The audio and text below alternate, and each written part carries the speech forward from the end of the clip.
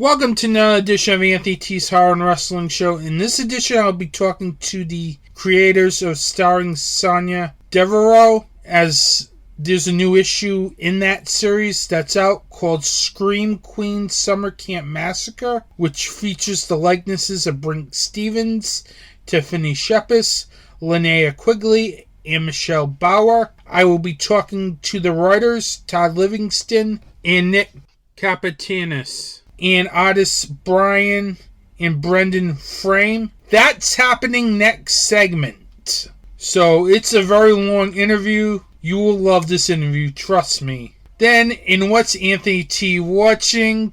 Well, let's just say 2022 is getting off to a rough start in terms of me watching horror, thrillers, and sci-fi films. Let's just leave it at that, quite frankly. But first, the news. File this under Movies Predicted It. A month and a half ago, I watched Judd Apatow's latest film, The Bubble, in which one of the characters in the film was an actress that was recruited via TikTok. Now, I'm telling you this because this has just happened in the horror world. Seriously, as social media personality Bryce Hall is set to star in a new horror film called Skill House. This is coming from BloodyDisgusting.com. The article, which was originated from The Wrap, reveals that Josh Stolberg, who co-wrote Spiral from the Book of Saw, will be directing this film and writing the screenplay. This film is supposed to be dealing with social media and the influencer culture, exploring how people will go to achieve online fame. Now, here's the problem I have with this. Why is a social media personality headlining a film? This looks very bad. In fact, I don't understand how you can have tens of thousands of followers on TikTok and now you get your own film in which you're the leading man when you have zero acting experience. I don't get this. Seriously.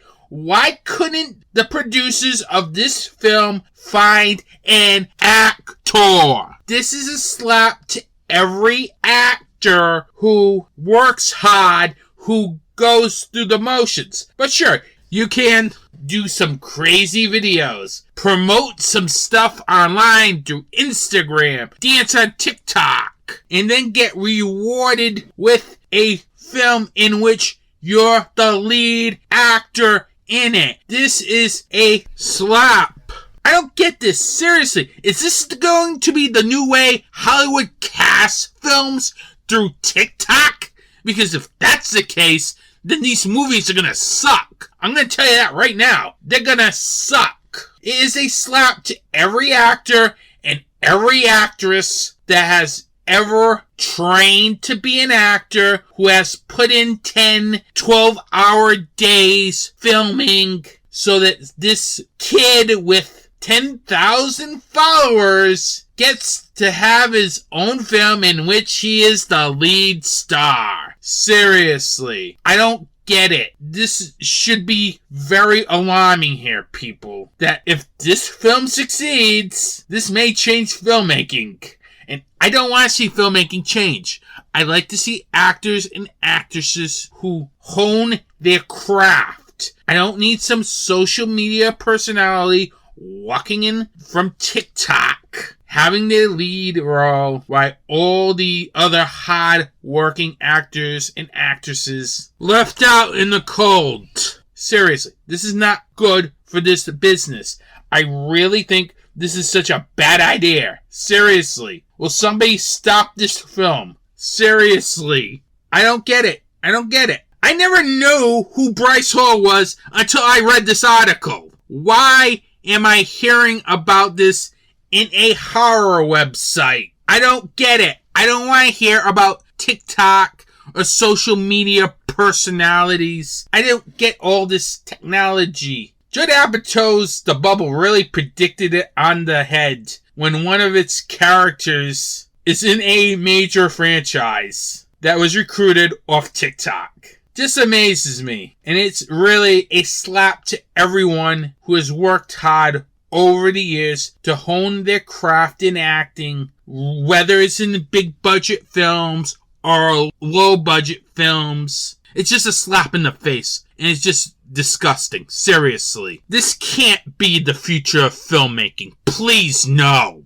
That we're gonna draft people from TikTok to act in a major film. I don't want to see that. Seriously. Moving on. If you thought casting on TikTok was bad, Kevin Smith, has a horror film that nobody wants to release. I'm talking about his film Kilroy Was Here. Well, Kevin Smith has finally found a way to release this film. We've been waiting for this film since forever, since a trailer was already released for this film, but they have finally found a distributor, or a partner, should I say. Now, don't think about this film coming to VOD anytime soon because, well, technically, this partner does not do VODs. This partner does NFTs. Will somebody tell me what an NFT is? Seriously?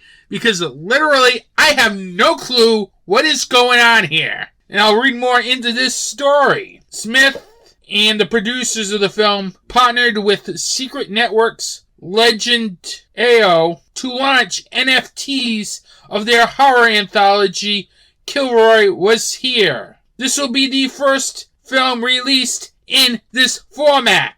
Before I go into more of the story, this better not be the future of filmmaking like casting social media personalities on TikTok. The thing will be launched as a 5,555-piece generative art NFT collection on Secret Networks' primary NFT minting platform, Legend AO. If I'm pronouncing this company wrong, I do apologize. But I've never heard of this company, to be fair. Now, along with the movie, it comes with content from the film, behind-the-scenes footage, and a commentary track. All the normal stuff you would get on a Blu-ray. First of all, what is an NFT? I've heard of NFTs, but to do a film like that is ridiculous. To me, NFTs are like cryptocurrency. I cannot hold it in my hand. And to do a film released that way is so ridiculous. This better not be the future of filmmaking, quite frankly, as this is really so dumb. Why do we need NFTs to get films? It's like they want you to buy 5,555 NFTs in order to watch this film. I don't know how much that costs. What is that? $30? $50? Because something tells me it is not like the normal, $10 where you go pay for it at a movie theater. It's so ridiculous. Seriously, people. NFTs. They're just like cryptocurrency. It's so stupid. Why do we need to bring NFTs into filmmaking and distribution now? Stick with the Blu-rays, stick with the DVDs, stick with VOD, but I don't need NFTs because people like me are not going to know what an NFT is. It's going to make things more difficult for people. It's bad enough we're moving towards streaming. Now we're moving towards NFTs as well. What good can come from this? Seriously. How can someone make a profit on a film on a bunch of NFTs sold? I don't get this. Seriously, it's stupid. And for Kevin Smith, who is such a great filmmaker, why is he doing this to his fans? Because Most of his fans are probably over the age of 40. Why do we need to figure out how much NFTs cost? Will somebody explain an NFT to me? Because seriously, to me, it's something that's like out of fantasy land, where it's like a make-believe object. I don't know. NFTs and filmmaking. Please, no. Sorry. I will stick to DVD, Blu-ray, and VOD. That's it. Sorry, Kevin. I'm not going to go buying all 5,555 NFTs. I won't do it. Seriously. I just will not do it. And this really hurts me that I have to take time out of my podcast to go after Kevin Smith here. Because the guy's a very nice guy. I met him just this past November at Rhode Island Comic Con. Very nice guy. Even introduced himself to everyone in line before at my photo op with him. I did not like doing this. Seriously, I don't like going after Kevin Smith here.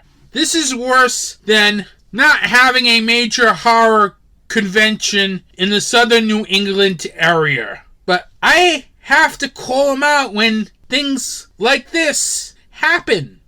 I'm sorry. I love Kevin Smith. I can't wait for his next film, Clerks 3.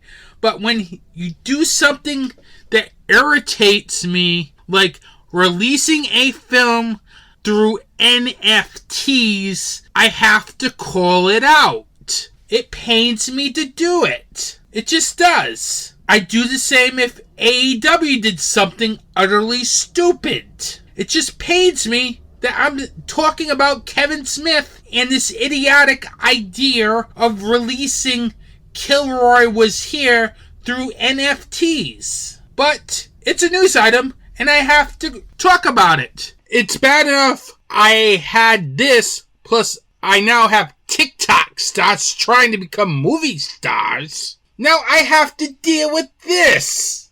And this segues to wrestling news, as this is another edition of this bleeping wrestling promotion. That's right, I'm talking about WWE, and they've done something that has pissed me off. Seriously. It's bad enough I don't watch the product enough, but this booking decision really got me angry. And I'm talking about the main event for WrestleMania Backlash. It's going to be Drew McIntyre and RK Bro versus Roman Reigns and the Usos with no titles on the line. That's right, the WWE Championship and the Universal Championship will not be defended in the great state of Providence, Rhode Island. That feels like a slap in the face, seriously. Now, first of all, I wasn't planning on buying tickets to this event because I'm kind of sick of this promotion as is.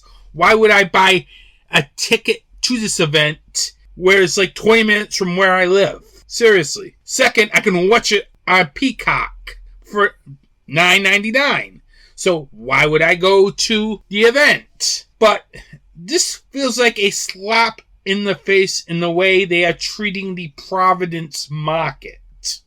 Because every other WWE pay-per-view or premium event, whatever you call it now, has had a championship title match as its main event. It has Roman Reigns defending whatever title he has, but we are not getting a title defense in Providence, Rhode Island. Now, this six-man tag could be changed into a winner-take-all match after this podcast airs, as I'm recording on May 1st. But still, this is very stupid if they change it to a winner-take-all match. Because, quite frankly, if it's a winner-take-all match, a team can lose the belts without being pinned. And the other team can win the belts without actually pinning somebody. I hate those types of matches. So either way, Providence, Rhode Island gets screwed. I just don't get WWE. Sure, they'll bring out some great main events, but every pay-per-view or premium live event should always have a world title match. Either the Universal or the WWE World Championship match. And it looks like we're getting neither here. Especially in Providence, Rhode Island, which they have gracefully screwed over. Why would I buy a ticket to this show if it's a pay-per-view and I'm not getting a world title match? If I'm not getting to see Roman Reigns defend his title? Or they could pull swerve and do it on next week's SmackDown or Raw. But then, it's kind of late because the show is on May 8th, days away. You need a proper build for that type of match. Not just throw it in there at the last second. Either way, this looks very stupid. Seriously. I am so glad I did not buy a ticket to this show. And if this is the reason that they kept the Dunkin' Donuts Center in lockdown so that AEW can't run there, you're really putting a pathetic show in that building. And you're also screwing the fans who have already bought tickets to it, as this show looks like it's going to sell out. You at least put an effort and say thank you for selling out this building. Thank you, Providence, for selling out this premium live event. But no, they're not saying that because, quite frankly, by not putting a proper world title match at the top of the card, that's telling you that WWE does not care about the Providence market. Sure, if it was in Boston, they would put the title match on, but not Providence, Rhode Island. It's a secondary market, no problem.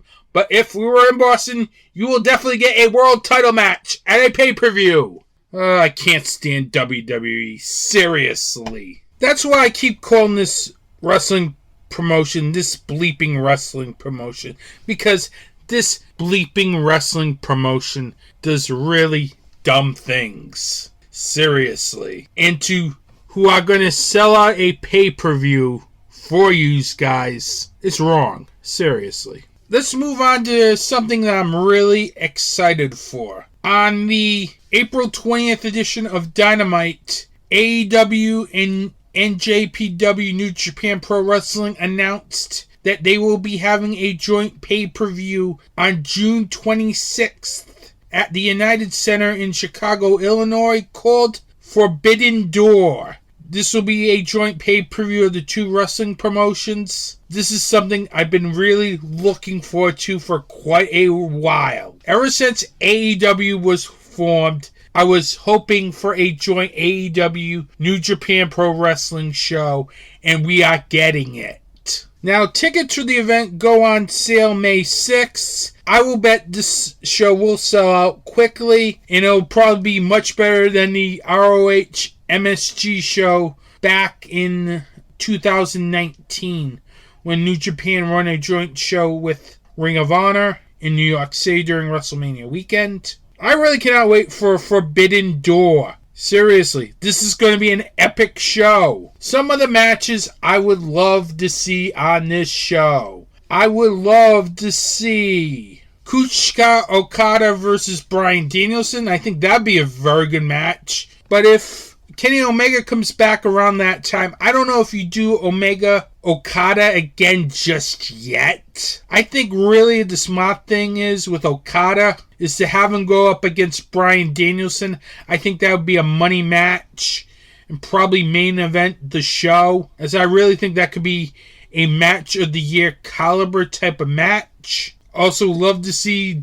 CM Punk versus Kenta. That would be another great match. FTR against whoever is holding the IWGP World Tag Team Championship. See them go up for that tag team titles. That would be an interesting thing to see. I also would love to see maybe Tanahashi versus Cole. Samoa Joe versus Tomohiro Ishii. I think that would be another match of the year quality candidate. I could also see Jon Moxley, Shingo Takagi That would be another one if I'm pronouncing that last name right. If I'm not, I apologize. But I think that would be another really good match. I could see Jon Moxley, Naito. That would be another one I would be interested in seeing. How about finally giving us Sammy Guevara versus Will Ospreay? That would be something of a match to see. Both of these guys are crazy in the ring. You could also maybe do Zack Sabre Jr. versus Moxley, or him versus Danielson, or maybe do LIJ versus the House of Black. I think that would be an awesome 6-man match. There's a lot of combinations you can go here. The Lucha Bros versus Guerrillas of Destiny. There's a ton of matches you can make out of this Forbidden Door event. I'm really looking forward to this pay-per-view, seriously, on June 26th. It'll be 1 month after Double or Nothing. But hey, I'm sure this will be a big pay-per-view, for sure. Mark my words, it will be a big pay-per-view, probably one of AEW's biggest pay-per-views of all time. Because they're gonna build it up. You know New Japan's probably gonna build it up too. Once they get Dominion settled, and once AEW gets Double or Nothing settled, we'll have a clearer picture of what we're gonna see at that event. So it's gonna be a very interesting pay-per-view. I can't wait to see it on June 26th. And with that, that's the news.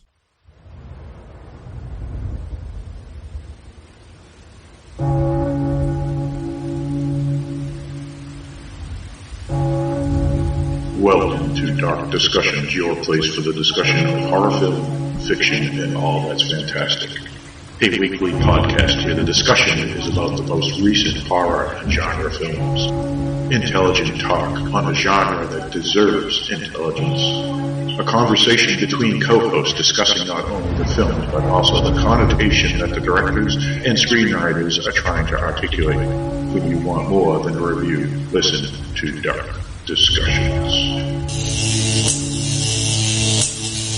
And speaking of perception, there's just one more scene I want to talk about, which is after Caleb discovers that Kyoto's a robot. Kyoto kind of peels off her skin, showing him what's underneath. Now, wait a minute. I know where you're going with this, but tell me you weren't already thinking this 15 minutes earlier in the film. Exactly what he's thinking at that moment. Which is he's a robot, too. Oh, I considered the possibility. Right, and that's what I like, is the fact that the writers are smart enough to know that this is what the audience would be thinking. We've all seen Blade Runner. Right, exactly. www.darkdiscussions.com, wherever podcasts are found.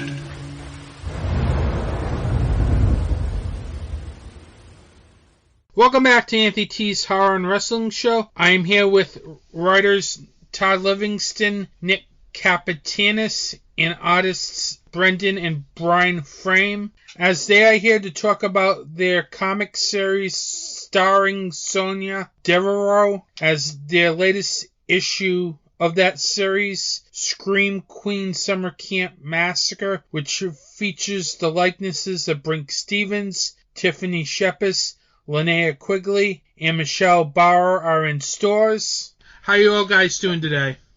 Great. Wonderful. I can't speak for everyone, but Nick is doing good. Thanks for having us, Anthony. You're welcome. Thank you for having us. Are we doing the horror part or the wrestling part today? The horror part. Okay. All right, good. We're talking about Scream Queens. All right, let's do it. I always like to start off with this question about somebody getting into a certain industry. What made each of you want to get into the wonderful world of comic books? Well, the Frame brothers, when we were kids, started collecting comic books, and we kind of had a natural ability for drawing, and we were kind of into comic books. We're also into baseball cards, and we kind of came to the realization that you can't draw baseball cards. So we went ahead and ditched the baseball cards, went into the comic books. Good choice, boys. Good choice. We wish we still had those cards now. They'd probably be worth a hell of a lot more money than when we sold them. Yeah. True. Did you end up selling them or just chucking them? No, we sold them. Oh, good. Well, at least you got something. Right. Most of mine ended probably up like on the spokes 25 of my years bikes. ago, though. Yeah. That was probably 30 years ago. It was a long time ago. Yeah. Yeah. What about our writers? What? Well, Todd and I started doing comedy years ago, stand-up comedy, in a group called Open Season. We toured the country and, well, internationally, I guess, if you include Canada in that. I do. You do? I consider Canada a nation. So, yes, internationally. Huh. Well, we're internationally famous comedians. And after that, we said, what else can we do now that we've conquered that world? And I said baseball cards. Yes. And we're like... I knew you looked familiar from my past. Uh-huh. We're like, who's going to draw baseball cards for us? Right. And we said those kids who were we suckered out of those baseball cards 30 years ago. Mm-hmm. So, and we decided to write baseball cards, but they didn't appreciate us writing jokes on the back. They wanted like stats.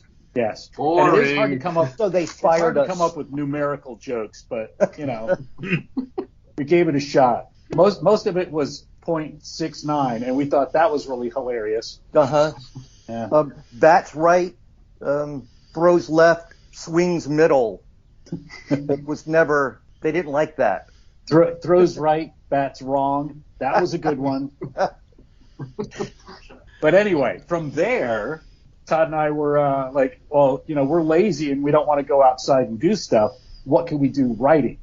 And so we both independently came up with the idea of doing a comic strip and talked to each other and said, how about a comic strip? And then we jinxed each other and bought each other a Coke.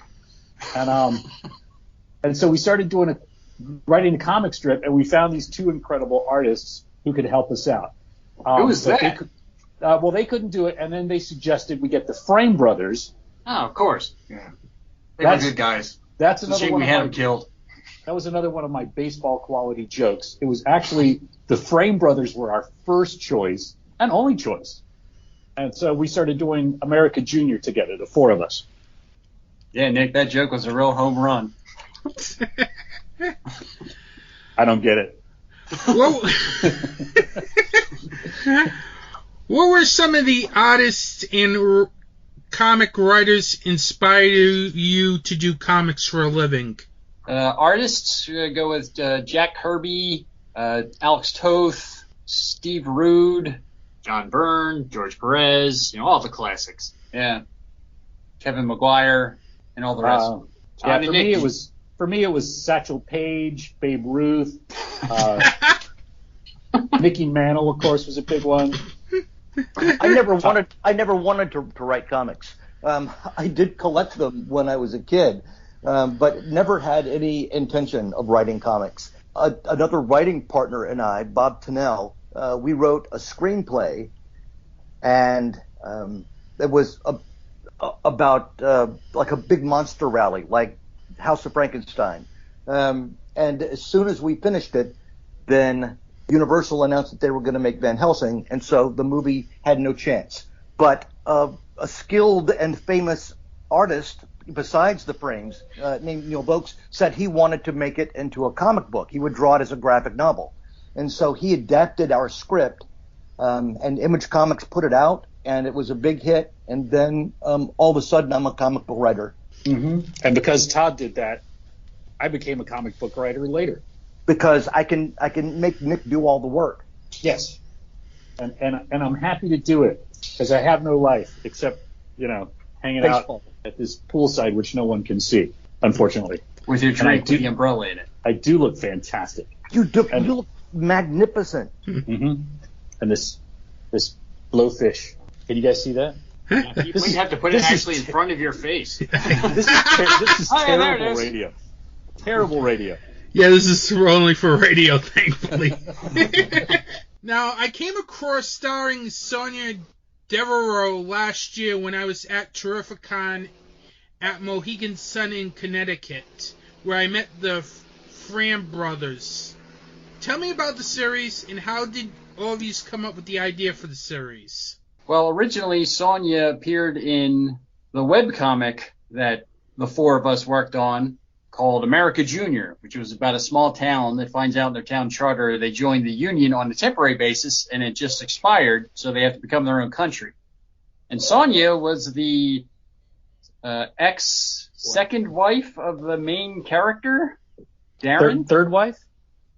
Something she like was that. she was his final wife. He wasn't going to get married again after that. Oh, yeah. So as she first appeared, she was a B-movie actress, and the four of us kind of was like, man, we should just do one of her movies.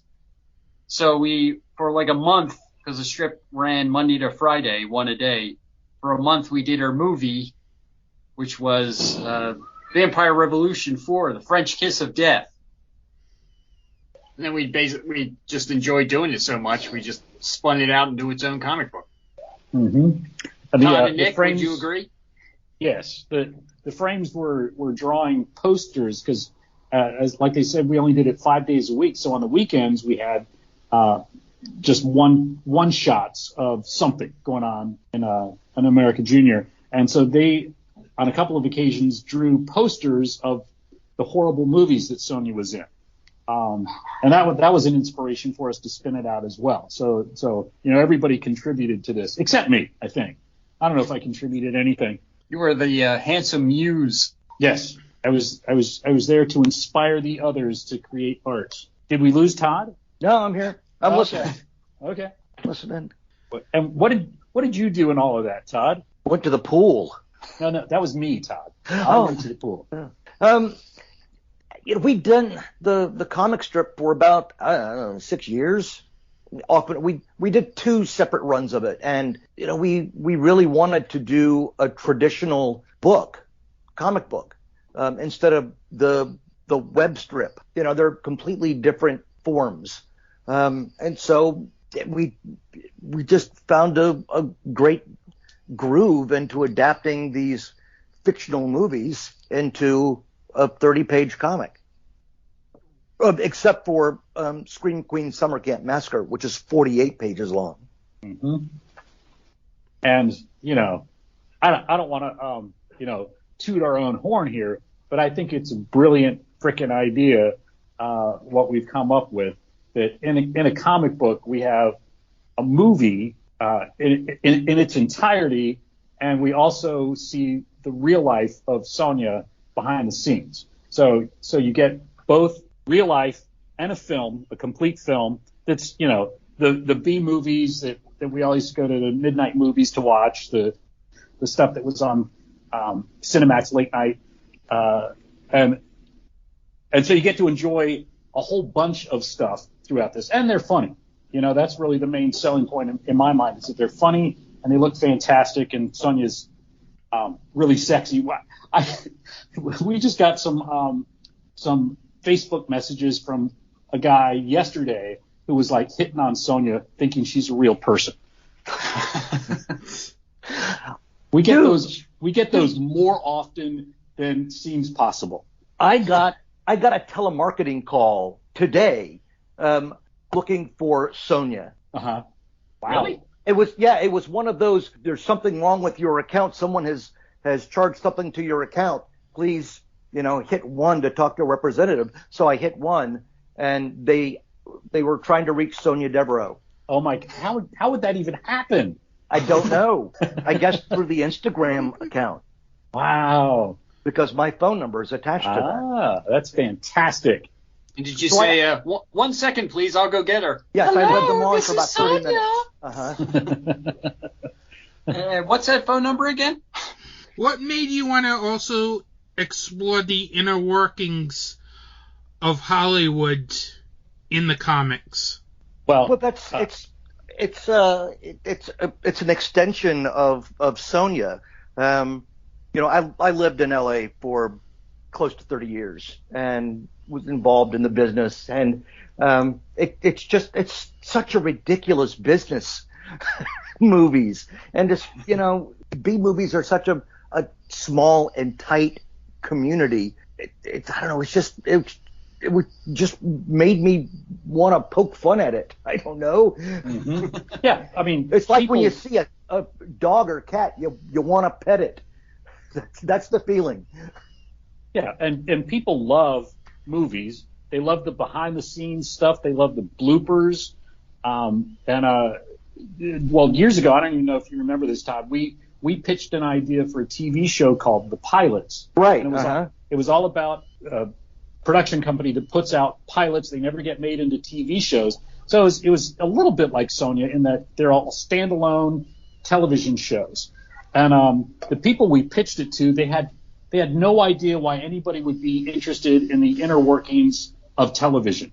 And we're like, everyone's super interested in that, you know? Right. Because they understand TV. They don't know why anybody else would be interested in it. And, my thought was, well, people don't know the inner workings of being a police officer or being a firefighter or being a doctor, but you've got those shows on all the time. People just dig seeing how it all works behind the scenes. That was profound, Nick. Thank you, Todd. The series is influenced, in my opinion, by various B movies from the 80s and 90s. What were some of the influences behind the character in terms of actresses? Well, she's based on an ex-girlfriend of mine who was a horrible, horrible person. And Sonia is a horrible, horrible person. She is just a narcissist, self-absorbed. She just cares about getting ahead. But she's really cute and charming. Well, I think Todd sees that in Sonia, but I certainly never do. I always write her as genuine and a little bit humble, almost. That's what makes her so evil. Yeah, she knows what she's got, but I don't think she really uses it for evil gain, Todd. She's there. She helps a lot of movies get made. She's a good person in my mind. And the Frame Brothers, do you draw her as evil or as sweet? Sweetly evil. What? It's like a McDonald's sauce. Sweet and evil.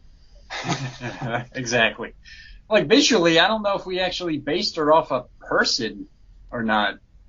So long ago, I think we just came up with like a hairstyle that we liked, and I think initially though she had a different hairstyle. I think she looked like maybe a Jennifer Aniston hairstyle from Friends, one of those. Then it just didn't fit right, and then at the last second we changed it to the hair she has now. Yeah. So when she first appeared in the strip, she had the hair she has now.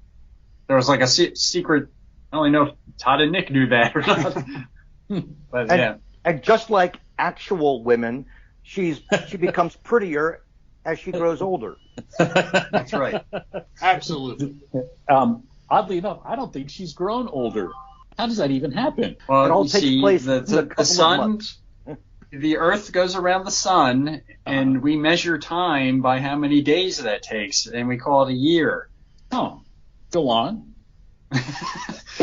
And the Earth's not flat, as some people talking about, and then we measure count the number of rotations around the sun, and then if we get 10, then we have a decade.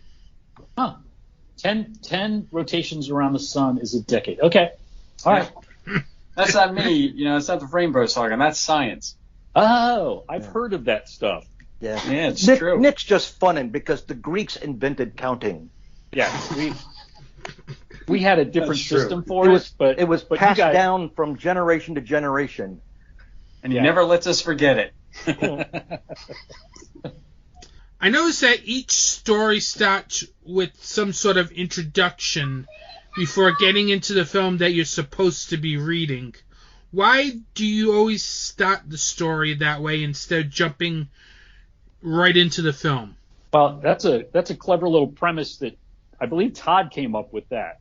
My favorite might be the first one that we did, where Sonia is at a con. She's at a horror con or something. And do you know what the name of that was, Todd? Which con it was called ShiverCon. ShiverCon. So she had her table there. She was signing pictures, and they were also premiering her latest movie. I mean, that was just so clever. We've kept that premise up. So every film is set up by her hanging out with somebody, and they watch the movie together. And then after the movie's done, they come back, and there's some more hijinks, spelled Hijinx. And which is going to be my starting word on Wordle tomorrow. Good idea, Todd. It might be too many letters, but put in as many as you can. And and it also just gives the reader, a chance to get to know Sonya as a person, as opposed to every issue she's a character. So you kind of get a little bit of continuity, I guess, where you understand that she is an actress instead of just like it's just a book of anthology stories. Mm-hmm. Yeah, this is really about the actress, not just the movies. What attracted me to this series was the fact that legendary B-movie director Fred Olen Ray did the introduction for the complete movie collection Volume 1. How did he get approached to do the introduction for the graphic novel? As that's what attracted me to the novel and the character. Go ahead, Todd. All right. Todd? I've known Fred for many, many years. And so when we decided that we wanted to do a collection of Sonya's B movies, it just seemed natural to get Fred involved. Since he's as you said, he's a legendary B movie director and producer. I mean, he's right up there with Corman as far as I'm concerned. Is that Roger or Harvey? That would be Roger, who just celebrated his 409th birthday, I think. That's fantastic. Yes. So I've known Fred for a very long time. So I reached out to him and I asked if he would be interested. I'd actually sent him earlier issues of the book so he could read them, and he loved it. And so that was a very easy thing to do, to get his involvement. Yeah, but and he said so grateful. We're so grateful for him. He said a lot of really sweet and insightful things about the comic book, and related it to his career as well, which was kind of exactly what we were going for. I mean, can I just say we are the Fred Olen Ray of comic books? No, yes. I can't say that.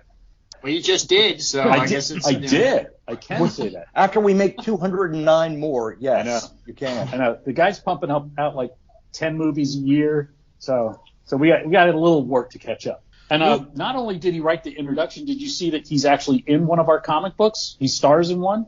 Yes, in fact, we're getting right to that. Right on. Moving on to the comic in which Fred Olen Ray is in, Scream Queen Summer Camp Massacre. How did this story come about? Well, we've been trying to cover a lot of different genres, so we got to the slasher genre.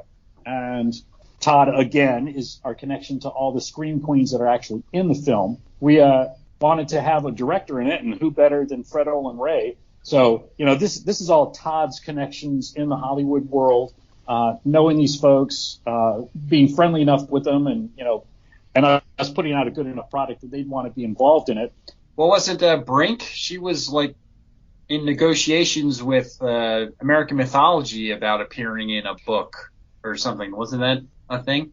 I don't know if that's the case. She did want to be in an issue of Sonya. That's published by American Mythology. Yes. So what I said is true. So she contacted you, Todd?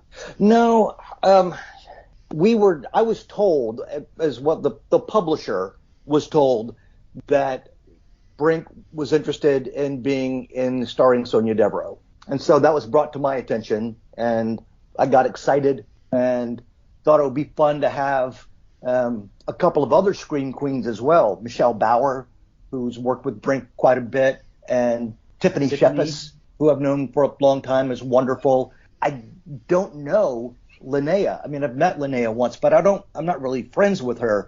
But Troy Froman, an actor who was in the previous issue, is friends with her. And he said, hey, I was just in this really cool comic book. Do you want to be a part of it? And she said yes. And so Troy Froman kind of introduced us to Linnea. And when she learned that Brink and Tiffany and Michelle and Fred were involved, she was happy to be a part of it. And it's just thrilling to have those three iconic Scream Queens together in a comic, in a movie, in a comic, along with Tiffany. And they've all worked together before, starred in films together before, worked with Fred before. So it really was perfect. And the funny thing is, Linnea came in so late that we had actually drawn the main cover without Linnea on it. So then we had to add her in after the fact. Luckily, we had room. But Immediately, it seemed like we left space for her. You did so seamlessly. Yeah, I think it almost seemed like we left room for her because we knew it was going to happen. Then we just photoshopped her right in there. Bam, it was done. Or some other generic image of manipulation software. If we can't, we can't say that. Photoshop, Photopop. So the premise of this film, Anthony, is that all the Scream Queens get together to watch the movie they just did with Fred, and Fred comes over as well. They put the movie on. We get to watch the whole thing. They all star in the movie, but as different characters, so they all have different names. Fortunately, all those names are the same initials, so that I could keep them all straight as we went through it. And keep us straight while we were drawing it. There you go.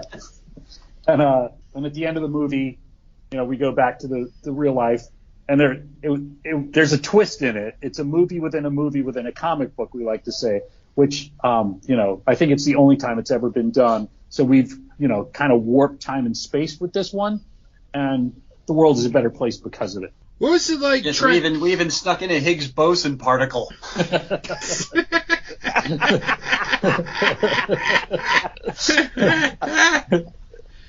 I snorted. It's a shame that we're not drawing it and the frames aren't writing it, because they're actually funnier than we are. Looks and everything. Yeah.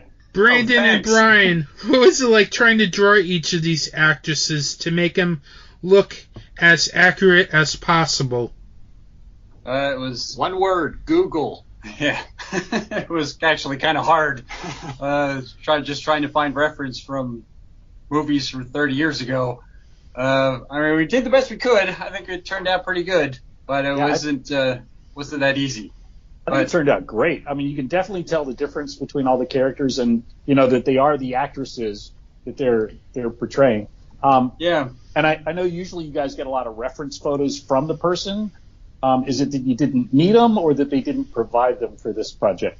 They did not provide. But fortunately, you have a whole bunch of stuff on the internet for it. Yeah, like that one word, Google. Yep. Yeah. Google. So. Yeah, I mean, I guess we were trying to draw them in their prime. Yes. From back in the day, they would be most recognizable from when they were the biggest stars. So that was really the goal. Yeah. Because it's, our comic book universe, sure, they can all be actresses now. Why not? We can do whatever we want. It's our own little universe. As I said earlier, Sonya hasn't aged. Why should they? Exactly. Right. Did the actresses ever give you guys feedback about the way they looked in the art of the comic, or what was written to your knowledge? No. The only thing that I've heard is that they thought it looked fantastic. Yeah. Nothing but compliments. Yeah, I'm sure that was the finished book, because we never heard anything while we were working on it. Right. Yeah. I don't know that we shared anything with them as we were gone. It's once they sign over the rights for us to do it, we're on our way. We're not backing down. This is our craft. Actually, we would, but never gave them an opportunity to. So. Yeah, we're wimps. Todd might have sent images to Brink or Linnea. I'm not sure. I did. Yes, they all got a copy of the script, and they all said it was super funny. And I showed them the pencil and inks and the colors, and they just said, "Can't wait to see it all together." Cool. And then they worked their asses off to promote it afterwards. What was the communication between all four of you during the production of the comic? The four of us? Yes. Whether it's sharing different panels or script changes, what was it like? The writers email us the script. We print it out. Brendan, that's me, is the penciler, so I break down the pages, do thumbnail layouts, and then I start on page 1. I pencil it. When it's done, I also do the lettering by hand, so it's the pencils and the lettering in pencil. We email it to Todd and Nick for approval, for read over the word balloons for edits, and then when it's approved, it comes back, or actually it doesn't come back because it's email. But then Brian would start inking it, and then I'll ink it over the lettering. And Yeah, and as far as Todd and I, we come up with the storyline. Then one of the two of us, we shared this responsibility of doing the first draft of it, so doing the brunt of the work, and then share back and forth until we get it where both of us love it. And then we send it to the Frame Brothers, and as they send us the pages with the words in there, we're like, oh, why did we write that? Please change this word or change that sentence, and then it's perfect. So let me interject if I can. No. That Brendan and Brian send us a full page, each page. They don't send individual panels. They'll do a page, and we'll look at the page as a whole, and then Brian will ink it, and Brendan will send us another page, and so it goes like that. Yeah, and seldom do we have notes, but if I say, oh, I'd rather her be more to the left and looking that way, they'll say, F you, and they keep it as it is. So it's a lot of give and take. Oh, we don't use initials. Well, this is a family-friendly podcast, so I didn't of course. Go back of over course, that. Of course, So. And then we send the pages off to the colorist. Well, this Scream Queens was colored by industry veteran Matt Webb, who's colored also a couple of our previous issues, and he always does a great job. And he's a Brit.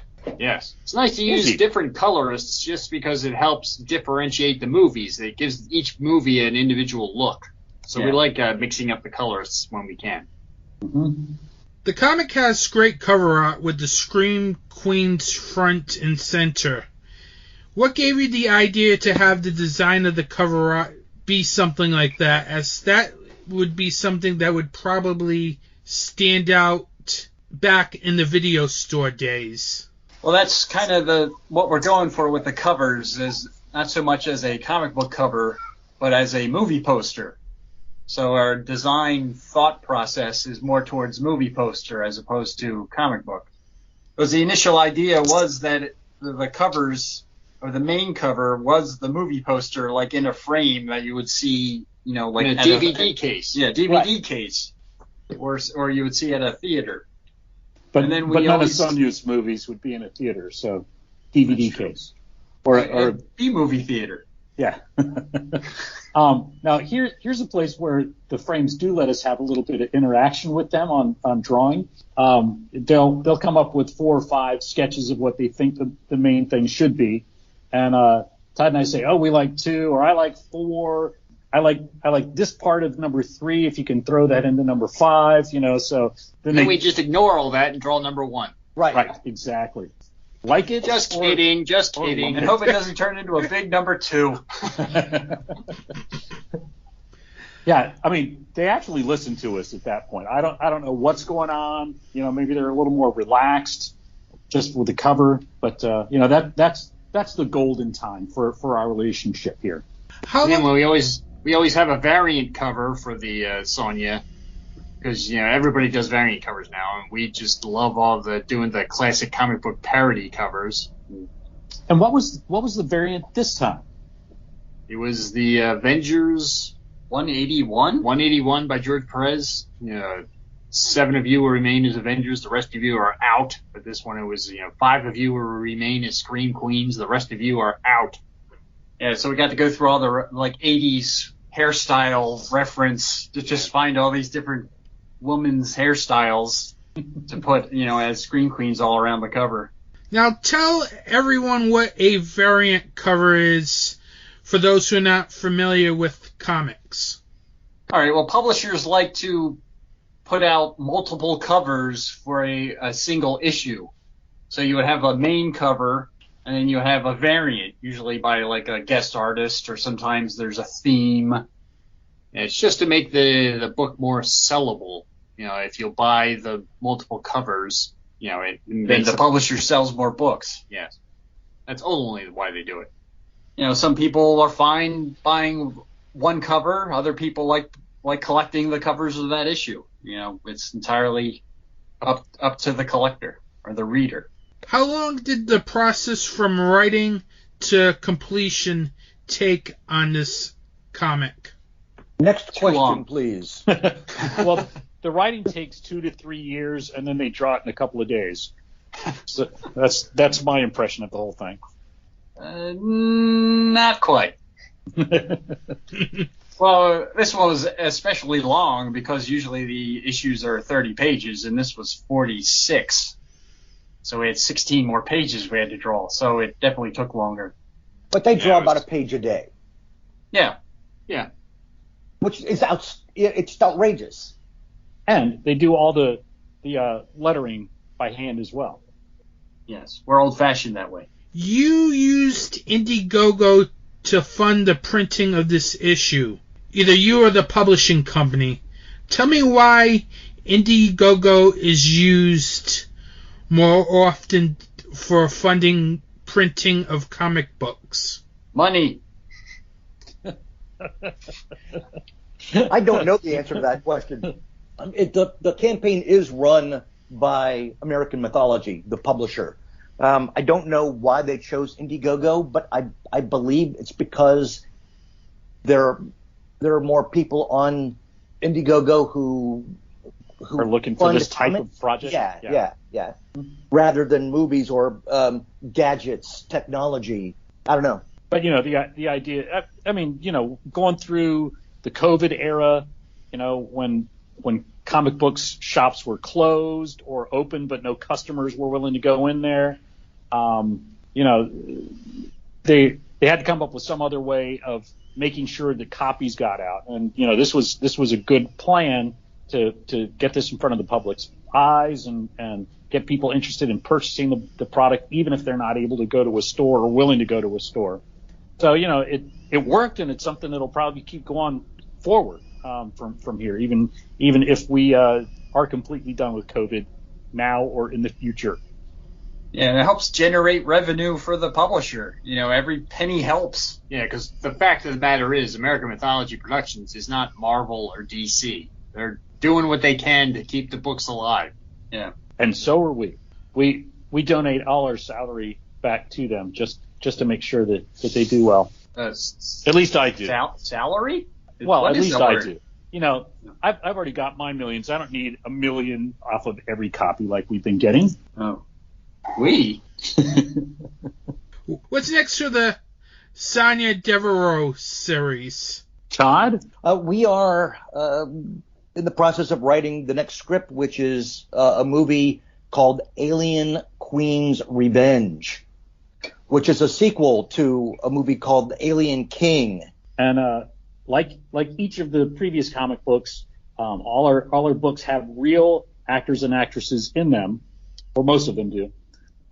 And this one is going to be no exception. Can we tease who it's going to be or tell who it's going to be in the next one, Todd? We could say who it's going to be. Why not? Right. Go ahead. She's a friend of yours. Angelina Jolie. Xenia Seberg from the sci-fi show Lex, and David Blue from Stargate Universe. Cool. So Todd and I had actually done a film years ago. Wrote, produced, Todd directed a film that Sonia was in. I mean, Xenia was in. It was her first USA film. So from there, she's willing to work with us again. I guess we did something right. We don't know her. Besides this series, what other projects each of you are working on or have soon to be released? Frame Bros, we did the artwork pages in the Overstreet Free Comic Book Day issue that'll be out on Free Comic Book Day in May. We did pages that are going to be in the Overstreet Price Guide. We're working on Vampire PA sequel series. Well, at least that's all in comics, I think. And we're doing a lot of fan commissions and private drawings for fans and stuff. They're very busy. They're very in demand. Yes. I'm always slowly working on film scripts, which will never see the light of day. Oh, we keep telling you nobody wants to see film strip. That's funny. How do you guys come up with this stuff? That was a good joke. You got to write that down, Nick. Yeah. Good joke. We'll write that down and we'll send it to you in a year. And Todd, didn't you just finish, the Grammys or I just something worked crazy on the like Grammys. that? Yeah. What did you do? I was the production supervisor for a Grammy offshoot show. It's a show that is produced by the Recording Academy, who do the Grammys. It's called Music Cares, and it's a charity that helps musicians in need. And every year they choose a person of the year, a veteran artist, an influential artist to honor. And this year it was Joni Mitchell. So there were Nick didn't win. About 20 performances of artists performing Joni Mitchell songs for a big gala dinner. There's one every year. Nice. No, Cool. No, this was the 30th annual Nick not winning version of it, guys. I'm sorry. Yeah, it's okay. It's okay. There's always next year. My time will come. Have we heard if we're nominated for any awards this year? Not yet. Don't jinx it. Okay, I'm knocking on some wood right now. When do those nominations come out? Later. Don't jinx it. Later tonight? At some point in the future. All right. But What? not too If distant. we future. win, I'm going to slap somebody. It's not. No, you have to slap somebody first and then win. That's the way it works, Todd. Yeah, slap them in a good way. How can they find Sonia Devereaux and each of you on social media?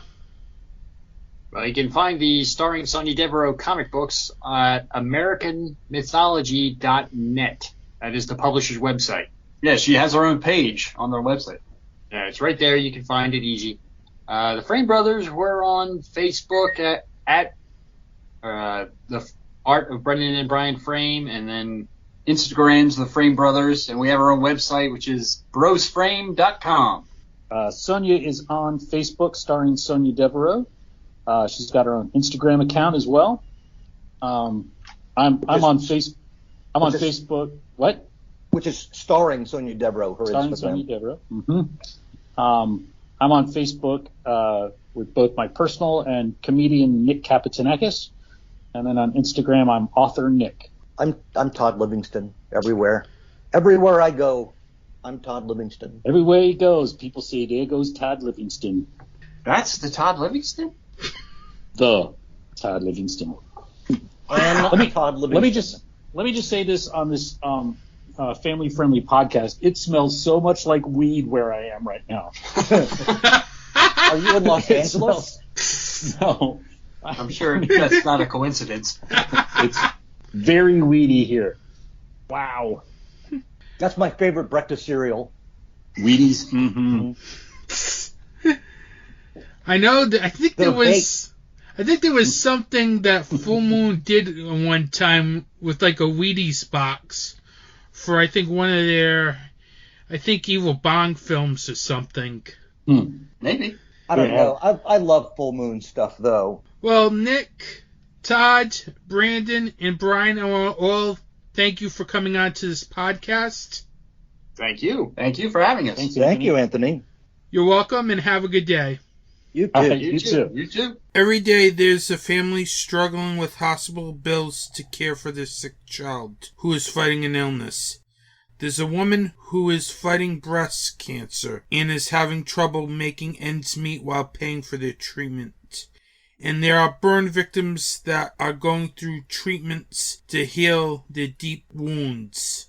There is a charity in the horror community that helps these people. Scares That Care is an organization that helps families deal with the bills for their child. They help women get the treatment they need to fight breast cancer, and they help people who are dealing with severe burns get the help they need to heal. Scares That Care is a 100% volunteer organization and 501c3 nonprofit charity that is dedicated to helping these people in fighting real monsters. To find out more information or to donate to Scares That Care, you can go to www.scaresthatcare.org. Every donation helps Scares That Care fight real monsters. You'll find Anthony T's horror and wrestling show on these social media platforms. On Facebook, Instagram, and the Slasher app at Anthony T's Horror and Wrestling, and on Twitter at Anthony T's Horror. You'll find new episodes on darkdiscussions.com, major podcast providers, and YouTube.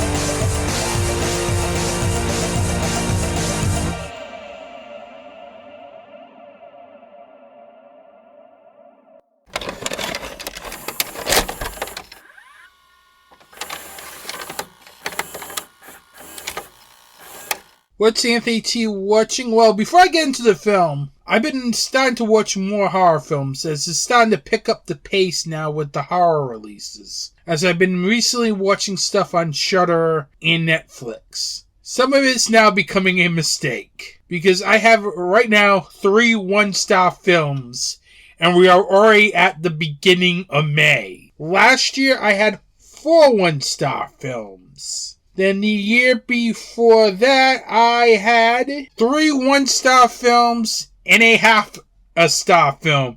Yes, remember Glenn Danzig's Veronica? That was a half-star film, everyone. This year alone, I already have 3 one-star films. Texas Chainsaw Massacre, Choose or Die, which is currently on Netflix. That's a horrible film, but I will not be talking about that film. Instead, I will be talking about a film that's on Shudder called See For Me. Now, this is a film I had promised for because, well, this is from IFC Midnight. Usually, IFC Midnight usually puts out decent stuff to the point where I would enjoy it. Well, it was not the case for See For Me because this film was just flat out horrible. And this is a film that should have at least been a 3-star film. At least. Now, let me read you the synopsis. When a blind former skier, Sophia, cat sits in a secluded mansion, 3 thieves invade for the hidden safe.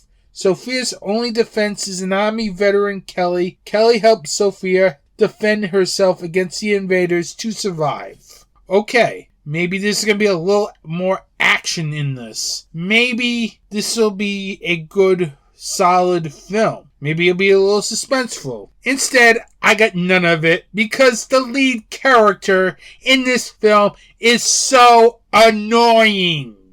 And I don't want to say that. Seriously. You could do a lot of good things with a good lead character with a disability. This film just does not do it at all. Instead, it just makes the main character so annoying that I could not take her. Literally. It's like the way the character is written is not the fault of the actress, as she tries her best to do her job in making this work. But it's not her fault. This film has a very bad screenplay from Adam York and Tommy Gushu, as the writers really do not do a good job in making the characters likable in this film. As this is literally maybe only one character that's likable, and that's it. If that. It just feels like a film filled with unlikable characters. You have your lead character who's just annoying, who hates everyone. You got thieves that are just one-dimensional, not intimidating. And you have Kim Coates, who does not do a good job as the villain of this film. I'm sorry. It just feels flat. And a lot of it goes to Randall Oitka's direction. If I'm pronouncing his name wrong, I apologize. Because I really think the direction is very flat here. This film feels like a TV movie. Doesn't feel like a Don't Breathe ripoff. Even though it's supposed to be a Don't Breathe ripoff. But it doesn't feel like a Don't Breathe ripoff. It's just boring. I was bored for 90 minutes. I never cared about the lead character. And when you have a character with disabilities, you should be able to make that character likable. That is easy. It's very hard to screw that up. And the writers of this film screwed that up royally. There is no need for a character to just be unlikable. Spoiler alert. At one point in this film, she wanted a pot of the money. That's not what a good guy wants a protagonist. She felt more like an antagonist in some parts. I don't get it. Seriously. It troubles me when you're writing a film with disabilities and there's no positivity from that character. Seriously. It's just, I don't get it. Seriously. This is TV of the movie week here. And it's not even done right. It's just a waste of 90 plus minutes. It's one of those movies that has a convincing trailer to make you want to see the film, but in all reality, this is just a really, really bad film and very poorly executed. If this is going to be a long year, seriously. 3 one-star films, and I'm already in May. Let's see how many one-star films come out of 2022, seriously. Because quite frankly, this may not be a good year when you have too many one-star films. But maybe I'm wrong, and everything will start to pick up and be great. I can hope. Yours truly will be starting a new podcast with the filmmaker Andrew Durand, whom I had on my podcast on episode 74. It's going to be called Two from Hell. It's going to be very different from this podcast, as we're going to talk about horror films in general, instead of me just doing what I do pretty much on this podcast. This podcast is not going away, so do not worry. I will still be doing this podcast, but that's a quick heads up. That should be dropping sometime this month, maybe before next episode of Anthony T's Horror and Wrestling Show. You can follow more information on that podcast at facebook.com/2fromhellpodcast. Don't forget to like and subscribe. And with that, I want to thank you for listening to this podcast. Don't forget to like and subscribe to this podcast on Apple Podcasts, Google Podcasts, Stitcher, Spotify, and the YouTube channel. I want to thank you for listening to this podcast. Have a good day. Support indie wrestling and support indie horror.